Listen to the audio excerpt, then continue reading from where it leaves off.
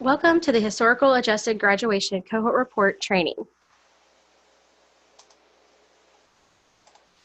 In the next few slides, we will go over what the Graduation Cohort Report is about, why we collect this data, and why it is important to pay close attention to all the fields that you fill out during this report and what to look for.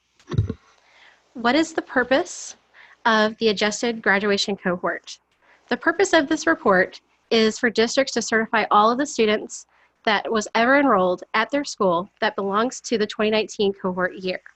This report certifies the cohort year and graduation status and used for the calculation of the graduation indicator for use in the accountability system for the school report card and federal reporting processes and purposes. The data that populates this report comes from the Comprehensive Exit Report, the October 1 report, and the Supplemental Membership Annual Report, or the SMART report. This report looks at data that was compiled using historical wave data, state assessment data, and the dropout data. Any incorrect records must be edited manually on screen, and no automatic updates will be applied to the data. Please note that report category is the only one that can be updated in this report. The report is called adjusted because we do not include the number of students who have transferred to another diploma issuing school, immigrated, or died. These are the only times we are allowed to remove a student from the cohort report. Calculating the cohort year. The cohort year is assigned on the first enrollment to high school in an Oklahoma public school. If a student is transitioning from middle school to high school and enrolled before 1201, the cohort is current school year plus 3. If a student is transitioning from middle school to high school and enrolled after 12/1, then the cohort year is this current school year plus 4. If a student enrolls in your school and has no history of transitioning from middle school to high school, then the cohort year is assigned by 9th grade. If they enter the 9th grade, then it would be that current school year plus 3. If they're entering 10th grade, then it's the current school year plus 2. If it's 11th grade is their first time entering, it would be the current school year plus 1. And then, of course, if they're entering in 12th grade, it's that current school year. Some important notes about this report is if a student was enrolled in high school in another state or was homeschooled and we have records of that, information that is submitted through the WAVE is what will be used to calculate the cohort year. A GED or homeschooling does not count towards graduation per federal guidelines. Adjusted graduation cohort rate is looking at the percentage of students who graduated within 4 years and received their regular high school diploma. There are many report categories that are included in the report and are also used in the graduation calculation for the report card. We will go through all of them through this presentation, and then also as we are looking at the actual report itself, when we give you the tutorial through that, we will show you where you can update the report categories. So 01 is graduated. The student graduated prior to October 1st, 2019. This report is for the 2019 cohort year only. If the student will graduate in school year 2021, they should not be indicated as a graduate for this report. Only students with this category will count as a graduate for the 4-year graduation cohort rate. So 2019 cohort is all we're looking at for this report. 02 is exited to another diploma issuing school. Students with this category will not count on your 4-year graduation rate. 03 dropped out. Again, students will count on the denominator on the 4-year graduation rate. 04 is immigrated. Students with this category will not count on the 4-year graduation rate. 05 is passed away or died. Students with this category will not count on your 4-year graduation rate. Just as a reminder, categories 02, 04, and 05, if you mark these, please keep detailed records and proper records kept in the system because we are required federally to audit schools who have marked their students 02, 04, or 05 because those are the only reasons we can ever remove someone from a cohort. So you'll want to keep that documentation because your RAOs will come out yearly to audit those records to make sure we do have proper documentation for that. 06 is exited to a non-diploma issuing school or institution. Students with this category will count in the denominator on your 4-year graduation rate. 07 is exited to homeschooling. The student has left your school prior to the end of the 2018-19 school year to be homeschooled. Students with this category will count in the denominator on your 4-year graduation rate. Just a note with this one, if you have a student who left to go to a virtual charter school, then you'll want to code them as O2, just as they went to like Oklahoma Virtual or Epic. Those students would be coded as O2. And then there is 08, exited, received their GED. Students with this category will count in the denominator on your 4-year graduation rate. 09 is exited, reached the maximum age for services. Students with this category will count in the denominator for the 4-year grad rate. And then exited suspension, which is 10, those students also will count in the denominator. And then 11 is exited, completed IEP, but did not receive a diploma. And those students would count in your 4-year graduation rate as well in the denominator. And then 12 is finished out the year.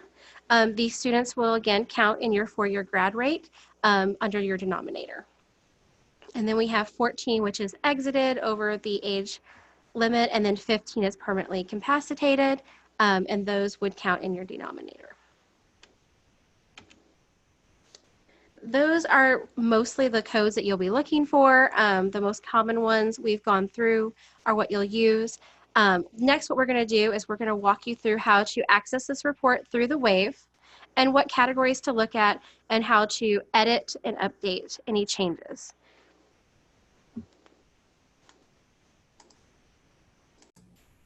Good morning. This is Alyssa Griggs. I'm the Senior Data Analyst for Accountability, and I am going to walk you through where to access the Historical Adjusted Cohort Report. So first, you're going to sign in your single sign-on account, and then over here, you will click the Wave. So I'm on test, so whatever data that you see is test data. It's not real data. So I click on the Wave. It is a little slow, so I apologize. So next, you will go to reporting and then click State Reporting Certification.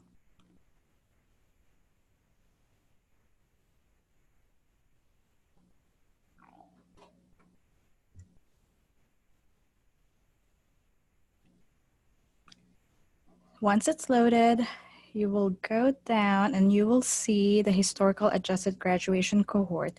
So you will click that and then select the site that you're working on. So in my example, I have Moore High School, South Moore High School, and West Moore High School. So let's take a look at Moore High School. So again, this is test data. This is not what Moore has. It's all test data just to show you what it looks like. So over here, you have the site that you're working on and the report category that Misty mentioned that you will need to focus on. So on the left side of that, you see the edit button. So you will review each of your students, and then let's find one where we can edit. So let's say we have a kid over here. It says that the student finished out the year. You will make sure that what the record that you have, if that's not true and the student actually went to another site, you can click edit, and then there's a drop down and you can update that to 02, and then click update, and there's a pop-up that will say the record was updated. Just as a reminder, any students with 02, 04, and 05, please make sure that you have proper documentation for those students, since we are federally required to, oops, what's that? Okay, let me click that of that. So since we are federally required to audit those students and make sure that there are proper documentations for those kids. So once you reviewed all of that and you've looked at all of your kids, you can go out of here So, and then you can confirm your report. So as a reminder, a school principal is the only one that can confirm the report and release it.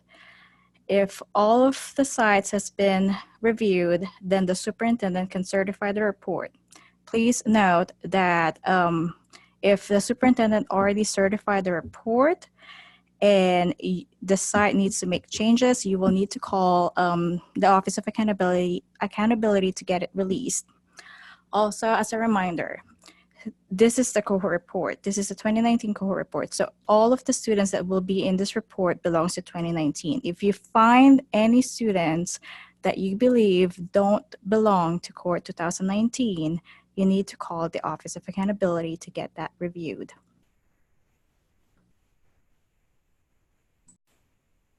And that really wraps up our brief tutorial on the graduation cohort report. We hope you find this information helpful. And again, here is all of our contact information for the Office of Accountability. Absolutely, at any time, reach out to us if you have questions about this report or any other reports or the report card, and we will all be happy to assist you with explaining how this report feeds into the calculation for the report or the indicator itself. Thank you for listening, and we will talk to you again soon. Thanks.